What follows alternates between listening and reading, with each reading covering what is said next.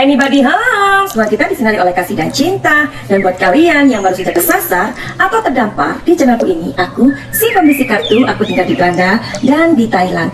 Hari ini kita mau ngobrolin kasus yang lagi viral ya, dimana ada seseorang yang sedang mengalami KDRT. Dan Madam Suki udah membuat videonya sebelum ini. Jadi gimana ya, bucin ini memang mengalahkan segalanya, Cin. Percaya nggak? Nah terus kalian juga mengikuti ya pasti kabar dari Vena Melinda yang ternyata selama 3 bulan ini dia tidak mendapatkan nafkah dari suaminya Ferry Irawan begitu. Terus waktu ditanyain sama Bang Hotman Paris, Vena juga mengakui bahwa dialah yang membiayai keluarga. Itu gimana nih? Jadi selama 3 bulan ini, jadi gini, 5 bulan ini si Ferry tidak memberikan nafkah kepada keluarga, ya kan? Dan selama 3 bulan ini tepatnya, Vena Melinda itu mengalami KDRT. Katanya si Vena ini sebelum menikah sama Ferry itu udah banyak tuh yang ngasih tahu, termasuk anak-anaknya, begitu ya, menurut kabarnya. Terus kalau Ferry ini dikabarkan tidak kerja atau tidak punya pekerjaan, ya dari mana dia bisa menghidupi Vena, iya kan? Ya jadi ya gimana dong kalau kita nggak kerja ya nggak mendapatkan uang. Bahwa si Ferry Irawan ini mencoba berdamai dan meminta maaf kepada Vena Melinda, ya kan? Nah kemudian ia ini atau Ferry Irawan ini menelpon adiknya Vena Melinda tentu saja ya, yang bernama Reza Mahastra. Jadi untuk meminta maaf gitu. Tapi sebenarnya aneh sih, katanya sih waktu ditanya-tanya sama wartawan tentang hal ini, dia itu nggak ada rasa menyesal gitu. Nggak tahu ya, nanti kita lihat di kartu tarot aja ya. Apakah benar si Abi ini akan dimaafkan gitu? Kita tahu ya bahwa Vena itu memanggil nama kesayangannya Ferry Irawan itu adalah Abi gitu, Abi dan Umi. Jadi beberapa bulan yang lalu sih dunia maya itu milik mereka berdua, bener nggak sih ya?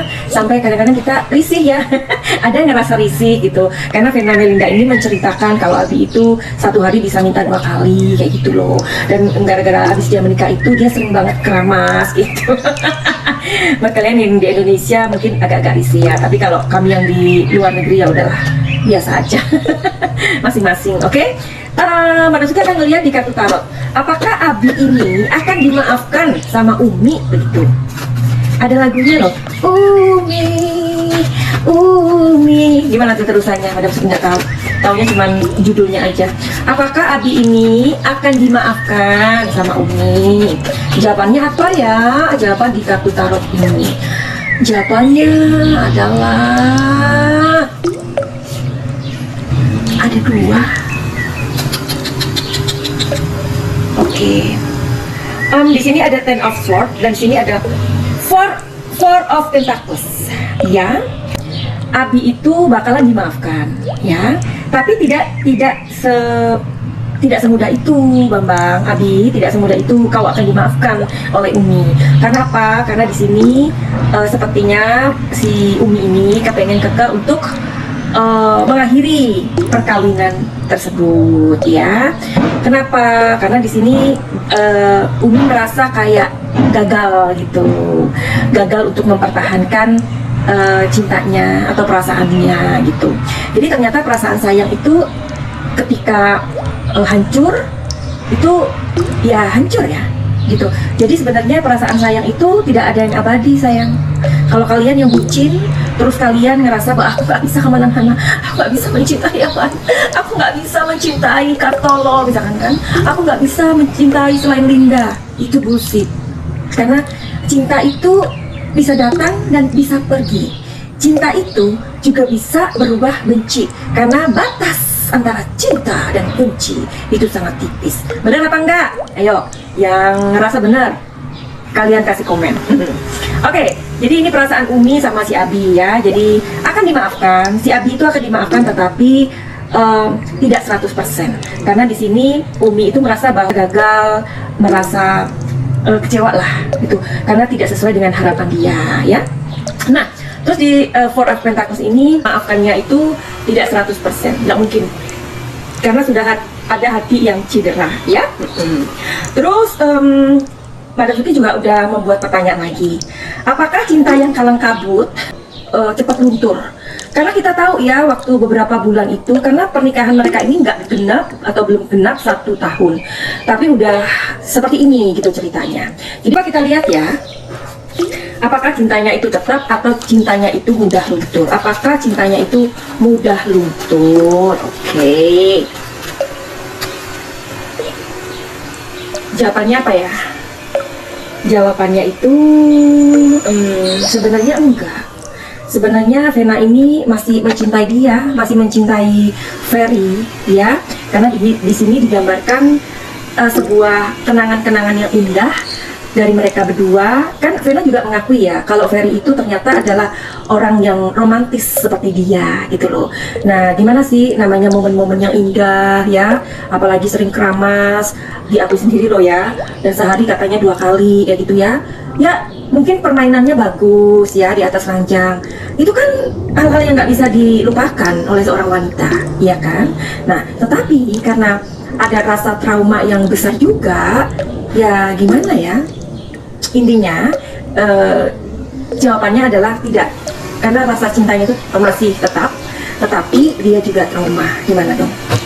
Dan pertanyaan Madam Suki berikutnya. Awalnya ini kan bahagia mereka, bahagia banget, berujung kecewa. Jadi gimana? Rugi bandar ya? Apakah Vena ini atau Umi ini memaafkan tapi harus diakhiri? Madam Suki udah membuat videonya sebelum ini. Haruskah ia mengakhiri perkawinannya? Jawabannya apa? Jawabannya iya, masih trauma, dan itu membuat sebuah gagasan dan apa ya, keinginan yang terus maju gitu loh. Karena dia sudah menimbang-nimbang dengan dia punya suami waktu 9 tahun dia sendiri, dengan sekarang itu ternyata kok dia merasa damai sendiri begitu. Ya kan padahal udah dikasih tahu kan ya, Ferry itu orangnya begini-begini. Tapi karena bucin itulah kalau wanita itu bucin ya, maaf ya agak rame di sini ya, rame banget sini karena kita lagi bangun rumah gitu. Vena Melinda sedang menggandeng seorang pengacara yang top, kita tahu lah siapa itu orangnya ya. Netizen 02 yang seheboh atau semarak waktu kasusnya Lesti dan Bilar ya, itu kenapa ya? Ataukah karena ini karena apa ya, karena mereka mereka nggak mau diprank lagi gitu loh, ya kan? Kalian juga tahu kan kasusnya Lesti dan Bilar itu, karena belum apa-apa udah dicabut laporannya gitu loh, takutnya mungkin seperti itu. Oke, jadi jelas tadi ya di kartunya Madam Suki ini ada sebuah kekecewaan dan trauma ya yang dalam yang dialami oleh Vena Melinda. Yang namanya trauma itu memang sangat mengerikan ya, karena trauma itu adalah sebuah peristiwa atau kejadian yang tidak kita inginkan, dan kemudian itu sangat membuat kita scare gitu, sangat membuat kita takut, dan sepertinya itu mimpi buruk gitu ya. Sekarang kebayang nggak tiba-tiba kita jalan gitu, terus ada tabrakan di samping kita, untungnya kita nggak kenapa-napa, tapi ternyata terus ada orang yang terlempar dari mobil di depan kita dan orang itu berdarah-darah. Itu kan tidak kita alami, tapi kan terjadi kepada orang lain. Itu aja kan menimbulkan trauma yang sedemikian rupa sehingga itu pasti mengganggu tidur kita. Apalagi kejadian-kejadian buruk itu terjadi menimpa kita tanpa kita prediksi. Itu kan benar-benar membuat kita traumanya itu segimana gitu. Buat kalian yang kalian ini sekiranya pernah mengalami sebuah trauma KDRT, Madam Suki bisa sangat mengerti banget gimana perasaan kalian, gimana ketakutannya kalian ya. Korban KDRT terutama yang terjadi di rumah tangga ini memang sangat banyak di Indonesia, sangat banyak ya. Kalau di Thailand juga banyak ya, karena sama-sama Asia itu kan biasanya orangnya tipe-tipenya sama ya kan. Karena Madam Suki juga tinggal di Belanda ya, di Belanda itu juga ada orang KDRT itu, tapi sedikit karena ya nggak sebanyak Indonesia lah pastinya. Buat kalian yang mempunyai masalah KDRT ya, pernah mengalami rasanya dijambak, diomelin ya kan, dimarahin, ditampar, diuyang-uyang gitu kan, itu kan trauma besti ya. Madam Suki sangat-sangat mengerti gitu. Menerima sebuah KDRT itu rasanya luar biasa ya, akan sangat mengganggu pikiran dan mental, merusak mental. Jadi KDRT itu memang merusak mental buat kalian yang mengalami KDRT. Tapi kalian selalu berpikir seperti ini, aku nggak bisa bercerai dengan suamiku, aku nggak bisa bercerai dengan pasanganku. Kenapa? Karena demi anak ya. Madam Suki dari lubuk hati yang paling dalam ya akan memberikan saran atau nasihat buat kalian yang menerima KDRT dan engkau tidak bisa memutuskan apakah perkawinan itu mau dilanjutkan atau tidak. Kalau nanti bercerai, bagaimana anak-anak? Selalu anak-anak yang jadi pikiran. Kita wanita di sana ya, bila mana pasanganmu sudah main tangan, main KDRT, kalian diam saja, artinya kalian kehilangan rasa hormat kalian terhadap dirimu sendiri. Oke? Jangan berkelit demi anak. No, that is bullshit. Ya, karena anak dan segala macam itu adalah sebuah alasan yang kamu buat karena dirimu lemah, karena dirimu tidak bisa memutuskan keputusan yang terbaik buat dirimu sendiri. Jadi buat kalian korban KDRT yang mengatakan, oh aku tidak bisa meninggalkan suamiku, tidak bisa begini, tidak bisa begitu demi anak, karena aku juga pernah berada dalam posisi broken home, orang tua aku bercerai, nggak enak. Bullshit. Justru kalian pernah ada di sebuah keluarga yang broken home, seharusnya kalian harus lebih kuat untuk anak-anak yang pengen reading tarot untuk masalah kalian, terutama mak-mak nih. Madam Suki tahu kalian yang mempunyai masalah dengan suami ya, yang suka dipukulin, suka di KDRT-in, apa nggak capek kalian itu ya, bersembunyi dengan kelemahan kalian, bersembunyi ini demi anak-anak. Bullshit. Anak-anak itu bisa dikasih tahu kalau orang tuanya tidak bahagia, kalau mamanya tidak bahagia ya.